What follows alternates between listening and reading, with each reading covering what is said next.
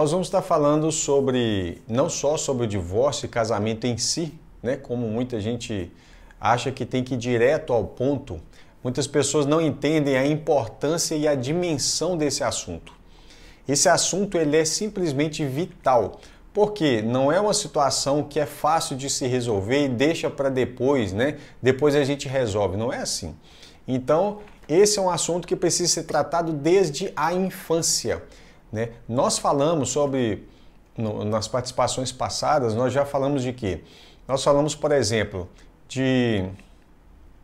da responsabilidade dos pais na formação do caráter dos filhos para o matrimônio, né? Hoje em dia você vê isso aí é um problema muito grande. Nós falamos sobre como que a lei trabalhava a questão de casamento e divórcio. Ainda tem mais alguma coisa para falar acerca disso que vai estar ligado com Mateus 19, Mateus 5 e os demais textos do Novo Testamento que tratam sobre essa questão que nós vamos falar na próxima oportunidade.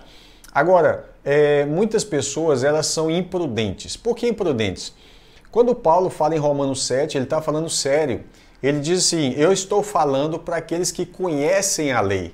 Então, quando ele está falando para os que conhecem a lei, muita gente pega aquele texto de Romanos 7, no verso 1 e 2, e aí o que eles fazem? Eles simplesmente tomam decisões, eles tomam uma interpretação a partir de um verso que está totalmente deslocado, né, na mente do leitor, porque Paulo já está falando, olha, eu estou falando para quem conhece a lei. Se você não conhece a lei, tem que fazer o que primeiro? Vai lá atrás, vai estudar o que a lei fala acerca disso.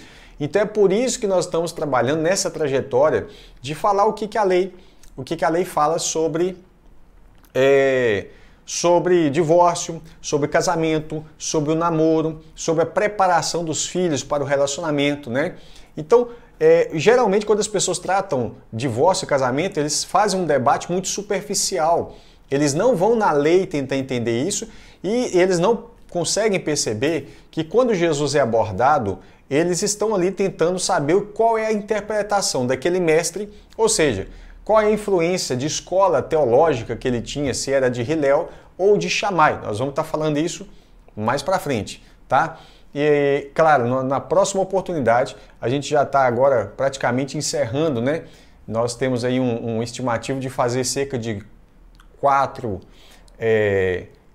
partes esse estudo, já é a terceira ou quarta vez, né? Talvez agora nós vamos para o quinto.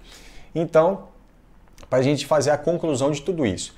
A grande questão é que não basta simplesmente a gente jogar a responsabilidade para os pais, né? Embora eles tenham uma participação fundamental na formação do caráter dos filhos, não basta também usar os pais como bode expiatório para isentar os filhos da responsabilidade de terem tomado decisões imprudentes, né? Muitas vezes, mesmo sob conselho, né? Às vezes a família inteira fala, minha filha, não namora com esse rapaz porque vai dar problema, mas a paixão fala alto, né? Não confunda a paixão com o amor. O amor é uma coisa, a paixão é outra. E o problema é que as decisões tomadas a partir da paixão, elas podem te prejudicar pelo resto da sua vida, né? E qual é o grande teor do casamento? O grande teor do casamento é que ele é uma decisão. Mais do que a decisão, ele é uma aliança. E o problema todo dessa aliança, que essa aliança não é feita diante de apenas algumas testemunhas. A principal testemunha desse relacionamento, né, é o próprio Deus, né? O próprio Deus fala, eu fui testemunha da sua aliança. Então, nós precisamos entender esses princípios. No primeiro vídeo, nós deixamos bem claro, né? Na primeira participação que nós falamos aqui, que na rádio nós estamos passando, as pessoas estão ouvindo o áudio, mas no canal no YouTube, Devocional Bíblico Online, e também no canal Curso Bíblico Online, as pessoas vão estar vendo esse vídeo, né? Então, a grande questão no primeiro vídeo, nós deixamos bem claro, Malaquias 2, do 13 ao 16, que Deus odeia o divórcio. Esse é um princípio básico. Deus odeia o divórcio.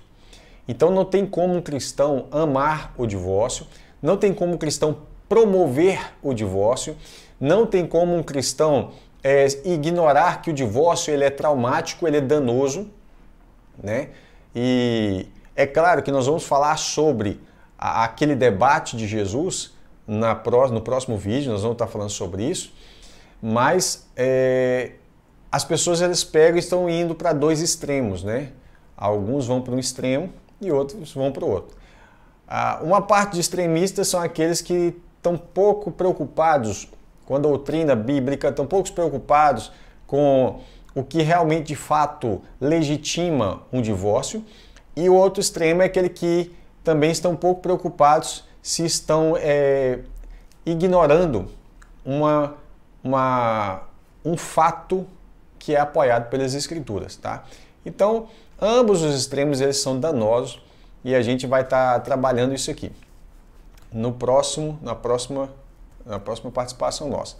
Nós falamos também sobre o leito sem mácula, né? E eu trabalhei esse assunto acerca da virgindade, da responsabilidade da igreja e dos pais de ensinar, instruir os jovens, os adolescentes acerca daquilo que é chamado assim na igreja católica de castidade, né? E aí, na igreja evangélica hoje, lamentavelmente, não se fala sobre isso, né? Praticamente não se fala sobre isso. Nossos jovens, eu estou generalizando, obviamente, para que as pessoas tenham a noção da dimensão. Estou falando dos jovens, mas isso não abrange só os jovens, isso abrange os casados, seja obreiros, seja novo convertido, não importa, tá? A questão da pornografia, da sensualidade, dessas questões da lascívia, né? Muita gente lê lá nas obras da carne, onde Paulo cita lá lascívia e nem sabe o que é lascívia. O que é lascívia? Lascívia é sensualidade.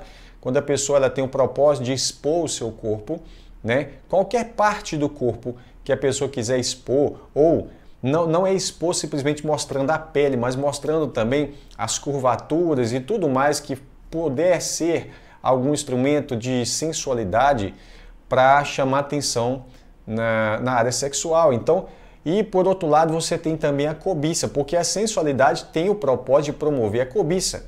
Então, ambos estão errados, aquele que mostra e aquele que olha, né, e que fica cobiçando. Então, tudo isso são questões bíblicas importantes que são ignoradas. E se uma pessoa passa toda a sua juventude, né, vivendo de forma promíscua, vivendo de forma despreocupada, plantando maldição, porque quando a pessoa está em desobediência, ela está sob maldição. E como que quebra a maldição? A Bíblia tem uma receita para quebrar a maldição e não tem nada a ver com o uso de qualquer elemento, como sal, como óleo ungido, até porque óleo não existe óleo ungido, o óleo é usado para ungir, né? Não é campanha de quebra de maldição e etc e tal. Maldição se quebra com arrependimento e obediência. Se a desobediência atrai maldição, o que vai expulsar a maldição e trazer a bênção? Obediência. Essa é a receita bíblica, sem frescura, sem invencionice, sem heresia, né? Para quebrar maldição. É simples? O evangelho é simples e o poder de Deus ele vai agir na simplicidade do evangelho, onde Paulo vai dizer que ele tinha um temor acerca da igreja dos Coríntios, lá em Corinto, os coríntios, ele fala, olha, eu temo que assim como a serpente enganou Eva, vocês se apartem da simplicidade do evangelho. Então, Paulo está preocupado com isso, muitas invencionices para quebrar a maldição. Então, o que o jovem tem que fazer no dia de hoje para ter um casamento abençoado? Plantar a bênção. E como ele planta a bênção? Ele vai se dedicar. Muitos jovens eles querem se casar com uma mulher de Deus, mas eles não querem ser um homem de Deus. Eles querem a melhor esposa do mundo ou o melhor marido do mundo, mas Deus primeiro vai preparar você para ser a melhor esposa para ele e o melhor marido para ela. Então nós precisamos entender isso.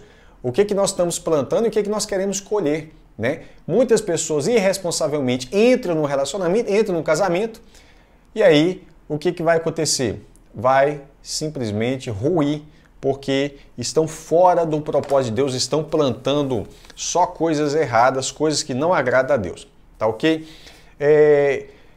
Uma coisa nós precisamos ter em mente sobre como que a lei funcionava acerca de determinados casos.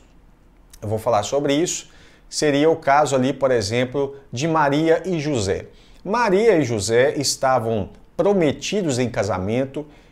Nesse contexto, José já é chamado de esposo de Maria, não por ter coabitado com ela, não tinham tido relações ainda. A Bíblia deixa isso bem claro. A Bíblia deixa claro que até que o primogênito nasceu, que é Jesus, né? Significa que ele é o primeiro filho, obviamente ela teve outros, como a Bíblia narra os irmãos e irmãs de Jesus.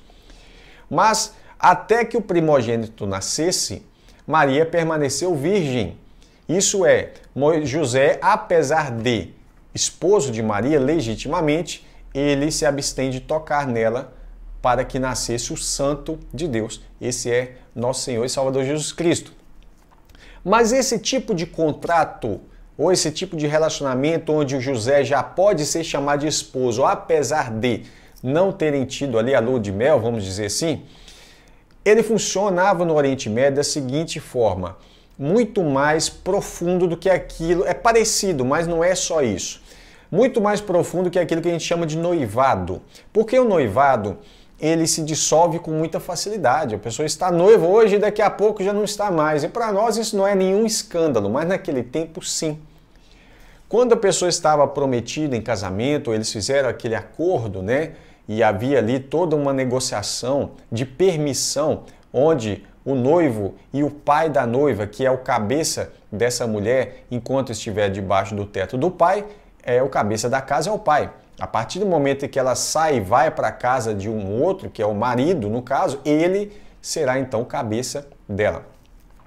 Entendendo isso, tendo isso em mente, né, nós precisamos entender o seguinte: não se dissolvia esse relacionamento com facilidade que nós vemos hoje, né? Hoje em dia você vê a pessoa vir e fala assim, eu já não quero estar mais com você. Ou então você largou fulano, larguei, agora eu quero arrumar outra pessoa. Não era dessa forma. Então o que acontecia? Por exemplo, se você ler lá Deuteronômio 22, né? Verso 23, Deuteronômio 22, verso 23. Se uma moça virgem tiver casamento contratado, tiver um acordo de casamento, e outro homem encontrar na cidade, tiver relações com ela, suponhamos que ela foi lá e traiu, ela teve uma relação com outro homem. Ambos seriam levados aonde? Ao portão da cidade, ou seja, no portão para fora, né? E seriam apedrejados, ou seja, era a pena de morte. Então, também, no caso de, segundo a lei, no caso de alguém que está contratado em casamento, uma noiva, vamos dizer assim, né? No nosso mundo ocidental, a gente chamaria aqui de noiva. Então, essa noiva, mas essa noiva é noiva mesmo. Eu falo que aqui chamaríamos de noiva, mas é porque na nossa mentalidade a gente tem o nosso tipo de noivado. É algo meio irresponsável. É que aqui se dissolve sem prestar conta para ninguém, não tem motivo, não tem que dar satisfação. Lá não. Lá você tem que explicar o porquê que está acontecendo aquela dissolução, né? E emitir também uma carta de divórcio caso, né? Caso não fosse continuar aquele relacionamento. Mas quais as circunstâncias, né? Então é isso que nós precisamos entender. Porque se houvesse uma traição tanto no casamento consumado, isso é, após eles terem tido ali a lua de mel, já estão morando juntos e tudo mais, ou antes, não faz diferença. Em ambos os casos, você vai constatar isso aqui, em ambos os casos, Deuteronômio 22, do 23 em diante, você vai ver, havia a pena de morte, tanto para um como para o outro, ou seja, para os traidores, né? Não a parte que foi ofendida aqui. No caso, a lei trata muito da questão do marido, e eu expliquei isso porque, né, em Êxodo, capítulo 20, quando fala dos 10 mandamentos, você vai ver que quando fala assim, não cobiçarás a casa do teu próximo, os animais do teu próximo, a mulher do teu próximo. Então a mulher ela entra dentro, lembrando que nós estamos falando a um ambiente de 3.000 anos atrás, aproximadamente, e a mulher ela entra, aliás, nós estamos falando do período de cerca de 4.000 anos atrás. Então, ela entra como uma propriedade, né, do marido, ou seja, ela é dele. Então, quando fala assim, não cobiçarás isso do seu próximo, isso do seu próximo, esse próximo aí está intrinsecamente compreendido de que é um homem e você não deveria cobiçar nem mesmo a mulher desse próximo aí, tá? Então, um dos argumentos que as pessoas têm é dizer que quando Jesus estava debatendo esse assunto, e eu vou tornar a repetir isso na próxima oportunidade, é dizer que quando Jesus estava debatendo esse assunto, ele estava simplesmente falando desse contrato de casamento, né? E que nesse contrato deveria ser dissolvido por meio do divórcio, mas você está vendo aqui que nesse caso aconteceria a punição da pena de morte, tá? Essas questões eram muito bem tratadas na lei. Muito bem tratadas na lei, há uma exigência, e aí algumas pessoas vão dizer, mas hoje nós não estamos debaixo da lei. Isso é fato, é claro, nós estamos na nova aliança.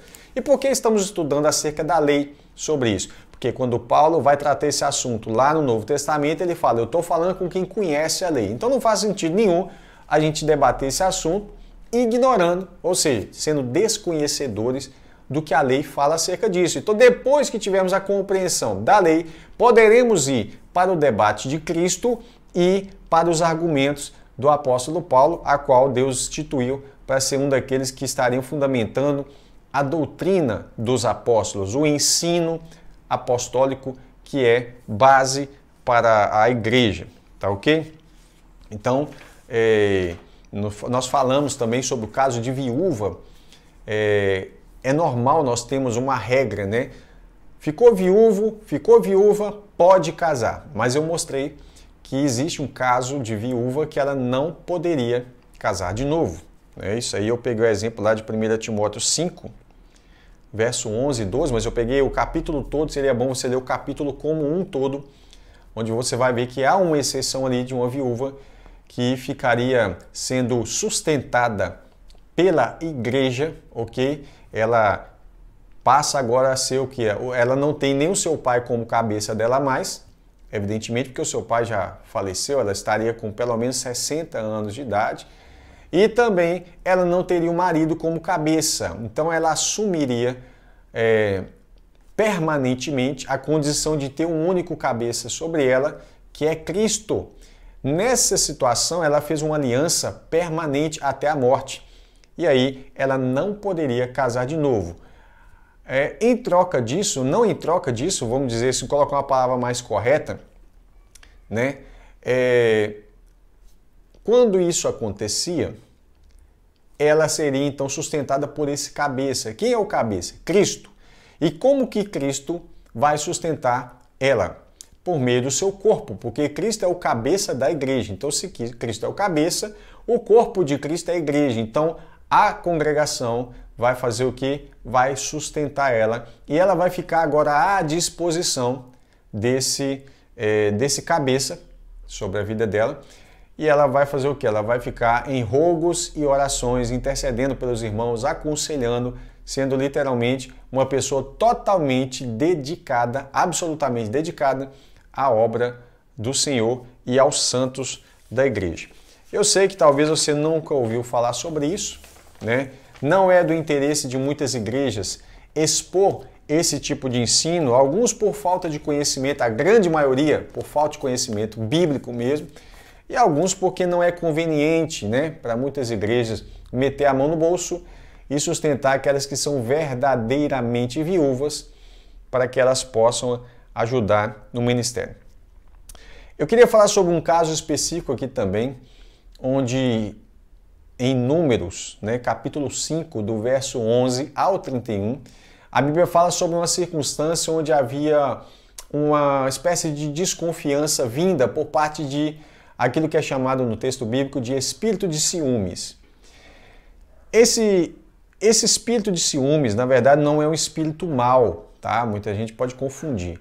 É simplesmente uma disposição no coração desse marido que ele começa a sentir um certo ciúme, ele desconfia por talvez uma mudança de comportamento, uma mudança de forma, né, da maneira da esposa se comportar, e aí ele começa a ficar enciumado.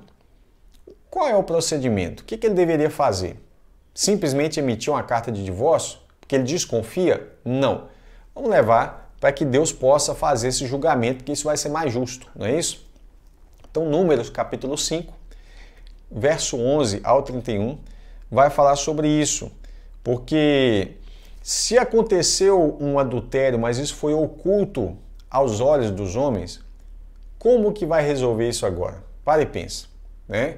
Ninguém viu, ninguém sabe nada, e havia na lei, eu falei disso no capítulo 18 de Levítico, no canal Curso Bíblico Online, você pode ver lá, né, Levítico 18, sobre alguns tipos de punições, e uma delas que havia era, no caso, inclusive esse assunto fala das relações sexuais ilícitas, né?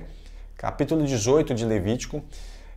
Isso também vai falar um pouco no capítulo 20, mas o 18 eu já abrangi abordei esses capítulo 20 também. E aí fala lá que não poderia ter relação com a mãe, com a madrasta, com a cunhada, com a nora, né? Não poderia ter com a irmã, com a tia, com a filha, com a neta, com a mulher do seu próximo, não podia ter relações com uma mulher, porque eles ainda estavam em vigor aquela ideia do relacionamento poligâmico, né?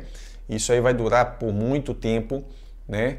E não vai ser condenado durante o período da lei, durante o regime da lei, mas, e aí eu fiz até um vídeo sobre isso, onde falei, e o título do vídeo é Por que a Bíblia fala disso? Então, se você quiser pesquisar, tem que pesquisar lá no YouTube, assim, Curso Bíblico Online, Por que a Bíblia fala disso? Você vai ver onde eu falo sobre levirato, onde eu falo sobre poligamia. A lei do levirato é quando o marido morria, o irmão dele tinha que casar com a esposa para sustentar a casa dos filhos do seu irmão, né? Então, estou resumindo aqui. Por que existia isso? Qual é o contexto social? Qual é a importância disso de proteção para a mulher? Porque era muito importante, tá? Não só para a proteção da mulher, como da família, da tribo, do clã e da nação, né, como um todo. Então, quando a gente está falando sobre tudo isso aqui, havia ali essas proibições e havia quais as condenações? A pena de morte, por exemplo, tivesse relação com a mulher do seu pai, né?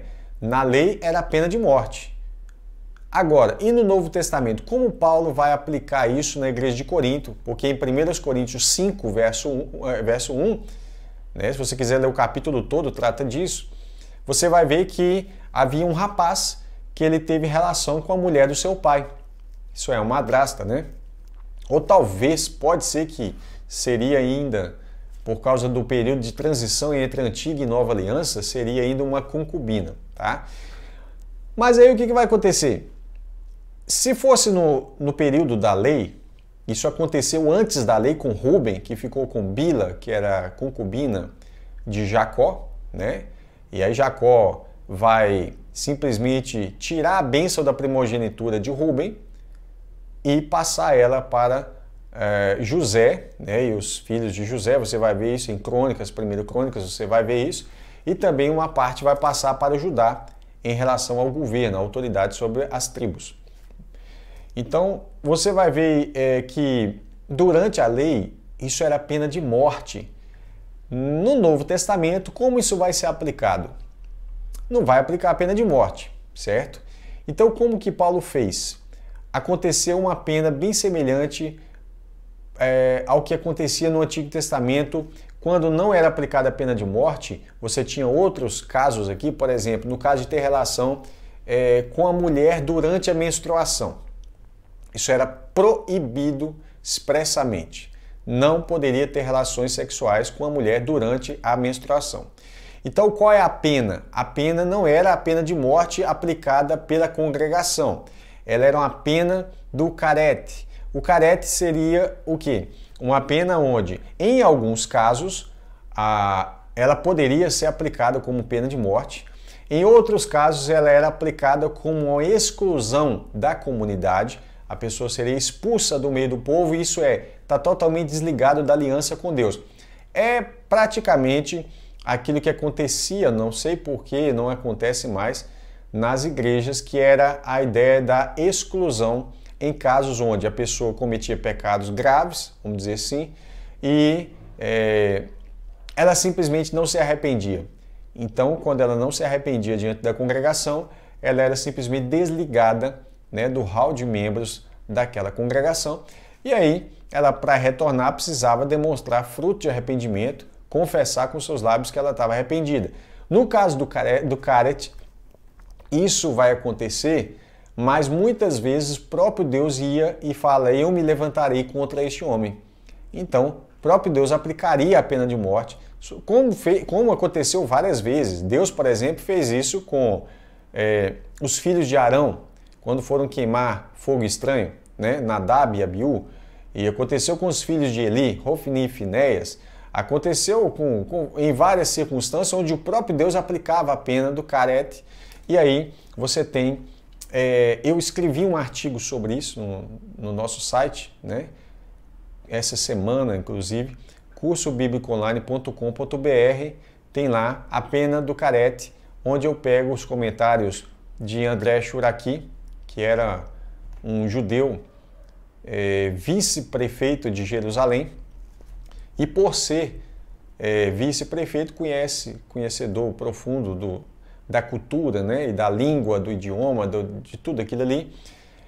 Então eu fui entender sobre isso e pesquisar antes de fazer esse estudo de Levítico 18, que tem relação com as relações sexuais ilícitas, tá?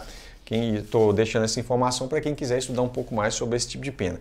Mas a grande questão é, no Antigo Testamento, pena de morte. Paulo não aplica pena de morte, ele aplica o quê? A exclusão da pessoa até que ela venha demonstrar fruto de arrependimento, para que toda a massa não se levedasse, para que não contaminasse toda a igreja em simplesmente concordar com aquele fato. Então, as questões sexuais, elas são danosas para a família, danosas para a congregação e para o evangelho se não forem tratados da maneira correta. Por quê? Porque simplesmente é escândalo. E Jesus fala, ai daquele que por ele vier o escândalo. Agora, quanto tempo Deus demora para perdoar uma pessoa?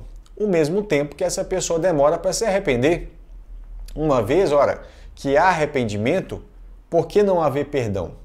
E se Deus perdoou alguém por algo que ele fez, por que a igreja não perdoaria? E se Deus perdoou alguém, e o perdão de Deus é simplesmente passar uma borracha como se nunca tivesse ocorrido aquilo, como que a Bíblia diz?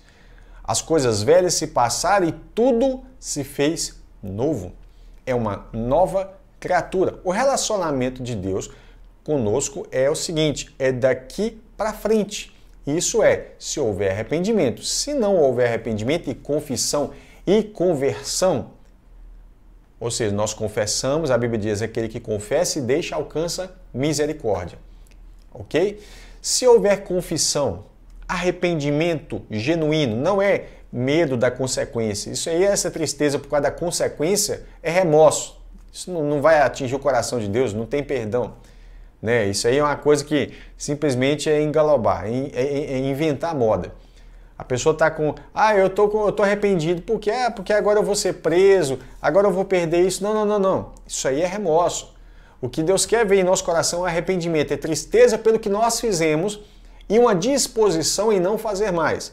Essa disposição, quando colocada em prática, nós mudamos de rota completamente e agora passamos a produzir fruto digno de arrependimento. Isso aí vai ser chamado de conversão.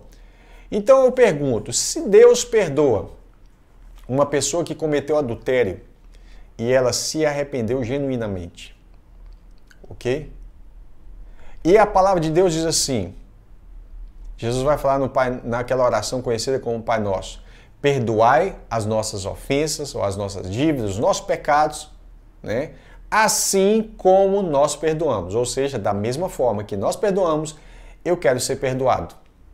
A pergunta é, se nós não perdoarmos, como é que fica? Se você ler depois do Amém, lê o Pai Nosso, né? Aquela oração, lê ela toda até chegar no Amém. Depois que chegar no Amém, continua a leitura. Jesus vai explicar o porquê ele falou isso. Por que ele falou assim? Perdoa assim como nós perdoamos.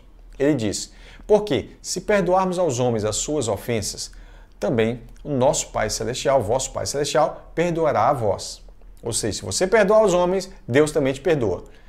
Mas se, porém, não perdoardes aos homens as suas ofensas, o vosso Pai Celestial também não perdoará a vós. Ou seja, se nós queremos receber o perdão de Deus, precisamos ter um coração perdoador. E aí, nós passamos agora, enfim, para a conclusão disso, na próxima oportunidade, você já sendo preparado para entender uma coisa. Nós, como servos e servas de Deus, precisamos ter a mente de Cristo. Para sermos filhos de Deus, precisamos andar como agrada ao nosso Pai.